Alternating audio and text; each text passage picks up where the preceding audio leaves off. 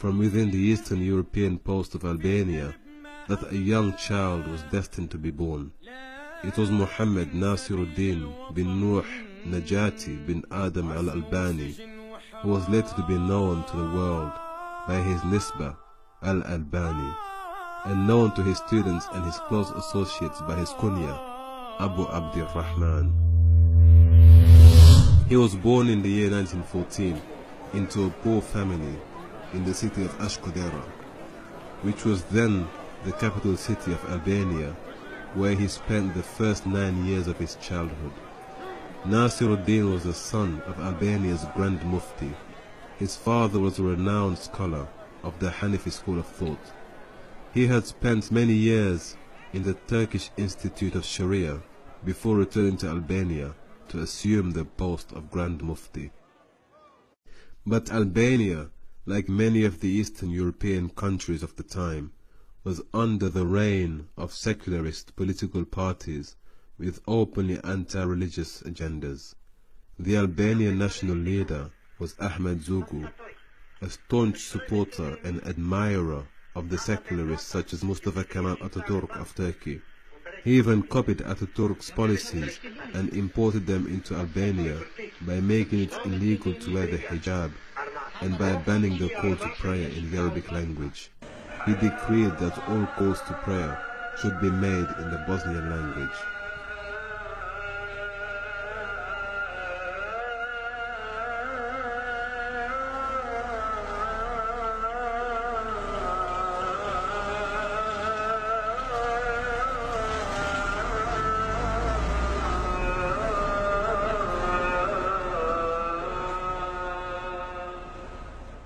Nasiruddin Al-Albani's family decided to escape the encroaching influence of Zogu's secular philosophies and political agenda by making hijrah to the Levant, also known as Bilad al-Sham.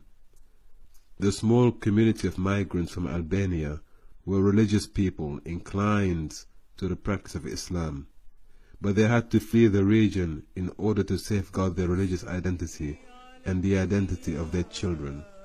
Al-Albani and members of his Albanian community, who were also migrants to Syria, were later to be known as the Arnauti, which was one of the indigenous names of their people.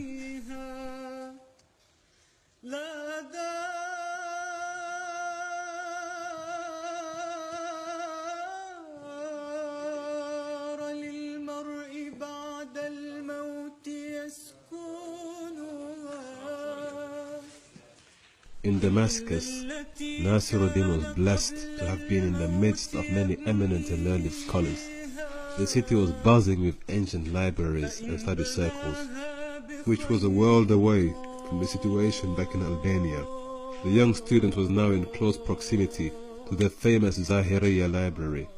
It would soon become a second home for the keen student of knowledge.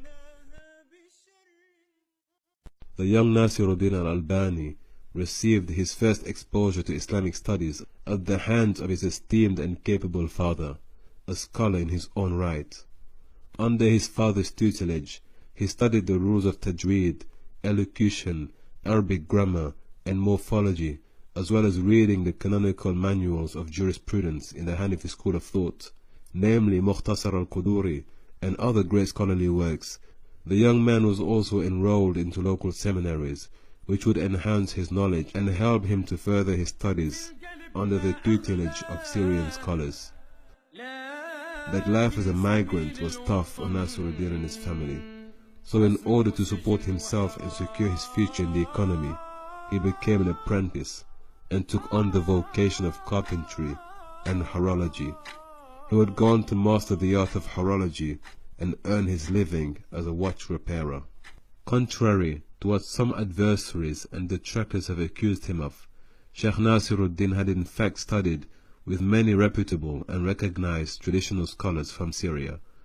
He studied under Sheikh Muhammad Sa'id al-Burhani, who taught him Maraqi al-Falah, a seminal Hanafi manuscript. He also studied under Sheikh Allama Bahjatul Baitar, among many other notable scholars of Damascus. The young Nasiruddin was very studious and intelligent. He occasionally recounted his youthful obsession with reading books of all genres, including popular titles as well as rare and obscure literary works.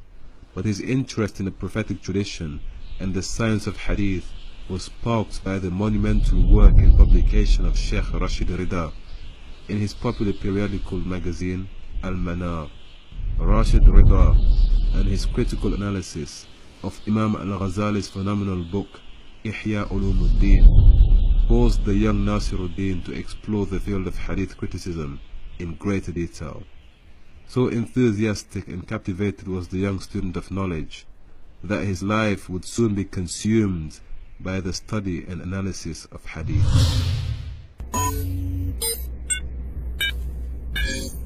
Now empowered with a new direction and enthusiastic to acquire as much knowledge of the science as possible, the young Nasiruddin Al-Albani found himself in a predicament. He was too poor to purchase the manuscripts and stationery required for his new course of study, but that would not deter him in his pursuit of knowledge. Instead, the young student would walk down the busy streets of Damascus, collecting used invitation cards and pieces of scrap paper from the side of the road. He used these discarded pieces of paper to write extensive notes wherever he found space to transcribe his newly found knowledge. This was also the early practice of the great Imam and scholar Muhammad ibn Idris al-Shafi'i, who was also stricken by childhood poverty and obliged to collect scrap paper outside the administrative office of the Khalifa in order to record extensive study notes during his adolescence. Nasiruddin Al-Albani also rented books from the local libraries. By the age of 17 years of age, Nasiruddin had already compiled a 3-volume document with over 2,000 pages on the topic of hadith criticism. The young student soon became recognized in the study circles of Damascus, and barely out of his teens, he became sought after for answers to questions on hadith and the science of textual criticism. However, Nasiruddin soon ran into a huge stumbling block at home, when one of the books he wrote against the mystical and unorthodox practice of praying in graveyards reached his father's attention. Nasiruddin was soon kicked out of his home after supporting his point of view with various textual proofs and evidence, while refusing to blindly follow his father's opinions and his preference for the Hanafi school of thought. But despite the intellectual drift between father and son, the twain were soon reunited, and the young student of knowledge regained his father's love and support. His father would even seek his counsel concerning the authenticity of certain narrations and traditions. But the young man's knowledge was not acquired by reading books alone. He was perhaps an ardent and somewhat excessive reader, but he was by no means an autodidact, as many claim him to have been. The young scholar did not extract his vast knowledge from the inanimate pages buried beneath the dusty covers of some obscure books he found at the old library, but he pursued studies in the science of hadith criticism under the guidance of notable scholars such as Sheikh Muhammad Raghib al-Tabakh of Halab, who eventually awarded the young Nasiruddin with an ijaza, or a certificate of authorization to teach and relate traditions. But to Nasiruddin's own admission, the certificates of authority did not mean much to him.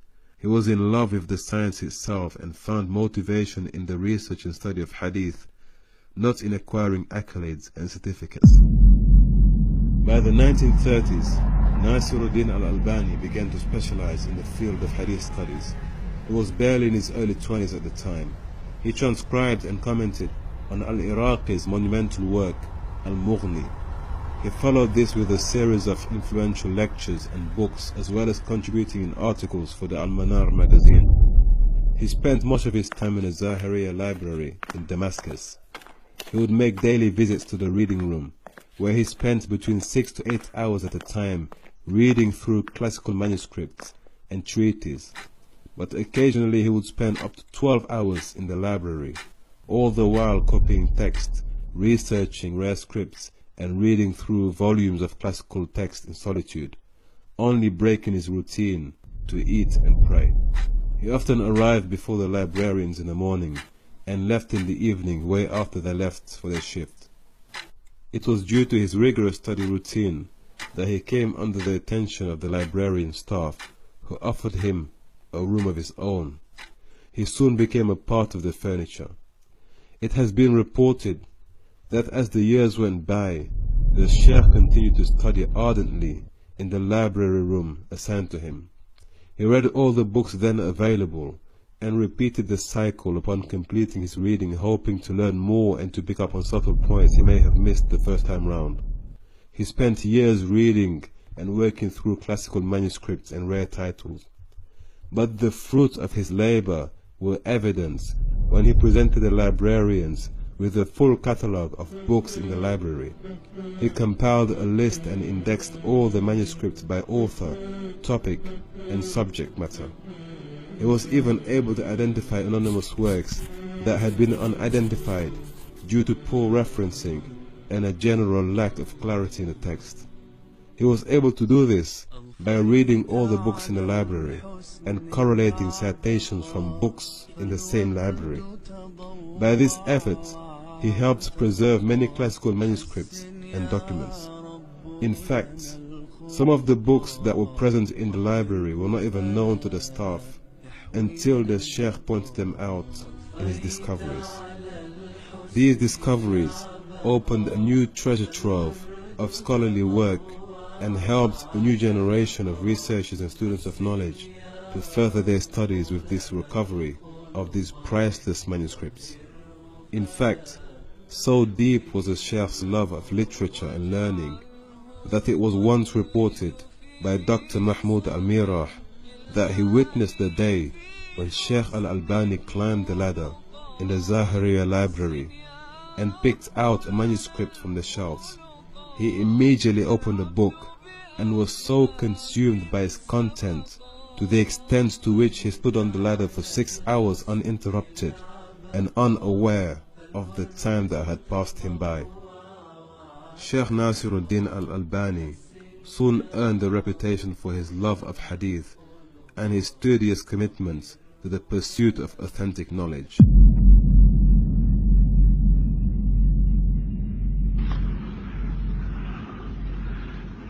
كويتي كلمي ده حديثة پیغمبر صلى الله عليه وسلم يعني في تمنفت إن الإسلام بدأ غريبا وسيعود غريبا فطوبى للغرباء. غرباء غرباء غرباء غرباء غرباء غرباء. Sheikh Al-Albani began delivering informal weekly lectures starting in the year 1954, and by the year 1960 his popularity began to alarm the Syrian secret services. But despite Al-Albani's apolitical stance, he was soon subjected to consistent surveillance operations. After a number of his works appeared in print, Sheikh Muhammad Nasiruddin Al-Albani received the generous invitation to teach hadith at the University of Medina. His invitation was extended to him by the Grand Mufti of Saudi Arabia and the Chancellor of the university. Sheikh Nasiruddin Al-Albani became the founder and chief lecturer at the Hadith faculty in the Islamic University of Al-Madinah. However, this appointment was not long-lived. Unbeknown to many admirers and followers of Sheikh Nasiruddin Al-Albani, there are reports that the Sheikh left the University of Al-Madinah following his opposition to the view that the niqab, the face veil worn by Muslim women, was compulsory in Islam. Accordingly, he provided evidence from the hadith demonstrating clearly the voluntary practice of wearing the veil. He also supported his findings with various authentic texts and irrefutable evidences, which he compiled in his book entitled Jilbab al-Mar'at al-Muslima. With this document, he presented his opinion, based on the Quran and the authenticated hadith literature, that women were not obliged or compelled to cover their faces. However, if they choose to do so, then it would be their personal decision, for which they would be rewarded by God. But the practice should not be imposed on women as a compulsory act of compliance, as was the general practice and the accepted norm in Saudi Arabia. His courage and intellectual integrity shone through during this episode of brief disquiet at the university. Although some scholars have also defended the opposing view, they still admired his knowledge and specialism in the field. There were no personal attacks or attempts to defend the Sheikh due to this disagreement. Following this brief event, the Sheikh left Saudi Arabia after having served 3 years at the university. He subsequently returned to Damascus and resumed his work as a watch repairer. Upon his return to Damascus, Sheikh Nasiruddin Al-Albani continued his research and students flocked to his circles of knowledge. It is reported from reliable sources that the Sheikh would teach up to 6 hours a day. One of his students was reputed to have even recorded 6,000 lectures delivered by the Sheikh. Sheikh Nasiruddin Al-Albani visited several countries to deliver seminars and lectures.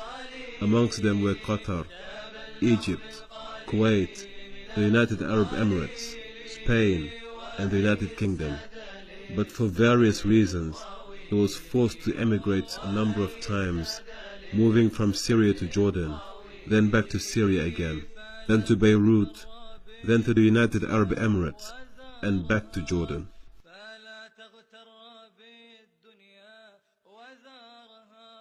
Sheikh Muhammad Nasiruddin Al-Albani, like all men of distinction, was also a man who had many opponents and adversaries, even from the scholarly class. This was best illustrated by the sad fact that some of his scholarly peers had joined forces in order to report him to the Grand Mufti of Syria, on the false premise that he was teaching a seditious and subversive puritanical dogma. The Mufti escalated the matter and reported it to the director in charge of security matters, who later summoned Sheikh Al-Albani for a serious discussion.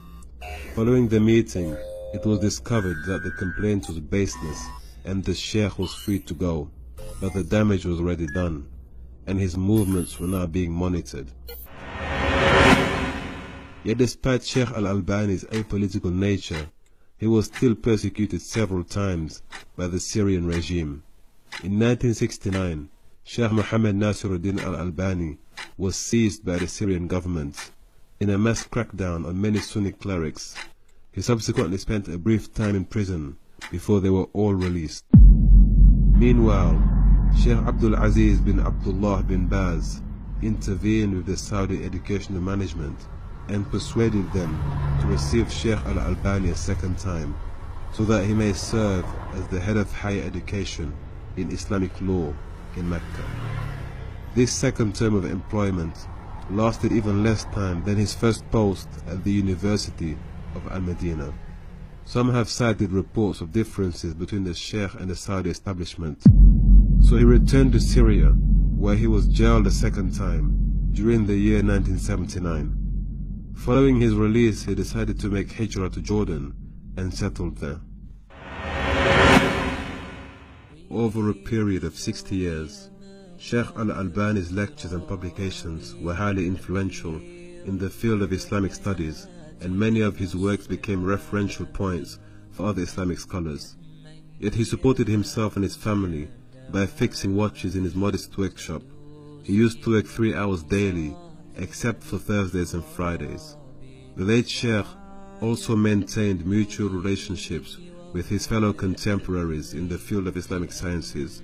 He was a dear friend and comrade of the eminent Saudi cleric Sheikh Abdul Aziz bin Baz, in a friendship that lasted for 40 years, wherein both men spoke highly of one another. He died on Saturday, October the 2nd, in the year 1999, following the afternoon Asr prayer. He was aged 88 years old. It was in the same year when he won the King Faisal International Prize for his contribution to scholarship in Islamic studies. Sheikh Muhammad Nasiruddin Al-Albani's body was buried in Al-Hamlan graveyard, a walking distance from his home. It is reported that over 5,000 mourners attended his funeral prayers that day. Sheikh Muhammad Nasiruddin Al-Albani was the author of hundreds of books, some of which exceeded a total of 40 volumes each. His call for a revision to the old way of thinking lasted many decades. He lectured, wrote articles, authored books, taught at prestigious universities, and influenced an entire generation of brilliant scholars and legal theorists.